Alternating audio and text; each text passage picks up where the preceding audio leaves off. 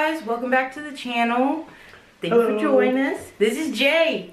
Hello, how you doing? He's my designer. He did my business cards and the picture and the banner on the YouTube page, and my business cards came in. I wonder if you guys can see it. I'm sorry if you can't. My light's so bright. I'm sorry. But if you're going to MTAG, be sure to ask me for one of those, and we're gonna get some more subscribers. I put Jay on here because I want him to talk about what he is doing with his design and for his Instagram, and if you need anything done designer wise for your channel, hit him up. So let's talk about how you did the design. Like, what programs did you use? Yeah, so we'll start with, for Leah's business card, I use two programs. First of all, I have a iMac that I use, as well as a Wacom Cintiq tablet. Depending on what you're looking for, you can get a 18-inch, a 24-inch size, and there's a bunch of different specs for that. Then for programs, I use Photoshop, and I also use Adobe, it's Autodesk Sketchbook. And Sketchbook is good for drawing. You can do cartoons, and there's like line assist and things, symmetry, things like that really help you just to make sure your drawing's perfect. And then I put everything in Photoshop, and that's where you can line everything up the way you want it and add text and format everything and change it, add backgrounds, and make sure it's the right size. You can also use that for thumbnails. As long as you have the right guidelines from YouTube, you can make sure everything is the right size and shape and format it in Photoshop that it'll fit. So how long did it take for you to do my design? Probably front and back about 30 hours. The back took the longest. The little chibi cartoon I did, that took about 20 hours by itself. Just drawing that and getting it. There's a bunch of different layers you have to go through and everything just to make sure it all fits together.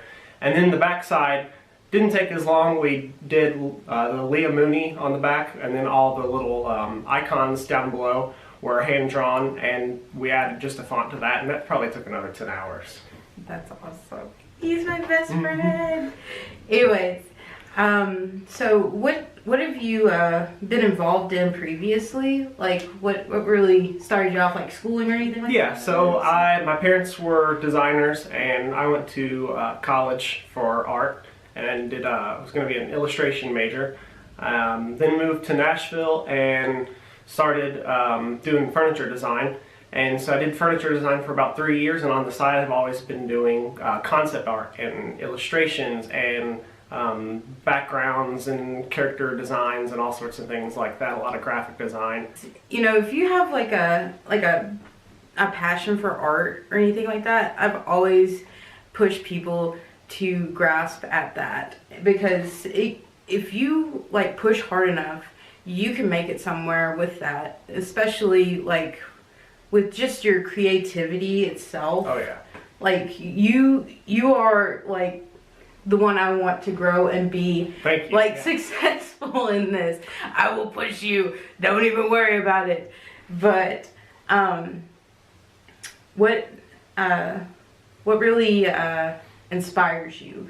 Like, is there any certain like animes or any style or even an artist or anything like that? There's I mean, to start with, you know, animes and things, I think that it's important to find what you like. And so I love anime and manga and a lot of, obviously, Dragon Ball and things like that. A lot of old school anime as well. But I think it's important as an artist to, well, first, the main thing you can do is practice. Always practice. There's times that I want to throw my pen and paper through the wall because I've been drawing nonstop, but you just got to push through it.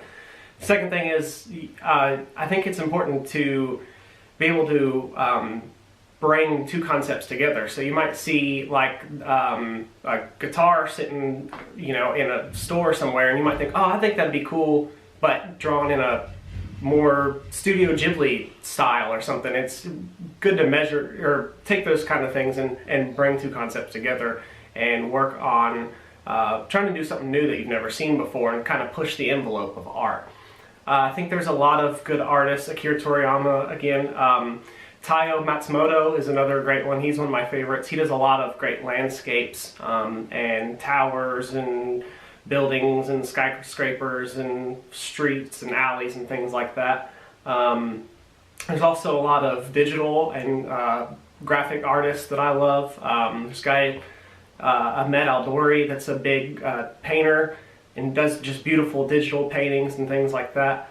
And I'm always I think that's another big thing too, is trying to know who your influences are and what you like and what you don't like, but don't draw too much from one person, you know, try to keep an open mind and just be on your game too, you know, see what all the new artists are doing and who's popular and who's, you know, doing something you've never seen before. That's cool. I mean, like, when you go different places, because he travels pretty often. He recently went to Japan. He went to the motherland. And when you went there, he was there during, you were there during Sakura, weren't you? Yeah, the very beginning. Yeah. We stayed in Narita, and there were a lot of Sakuras blooming in Narita, but not yet in Tokyo. So it's a little early, but we did get to see a lot of them.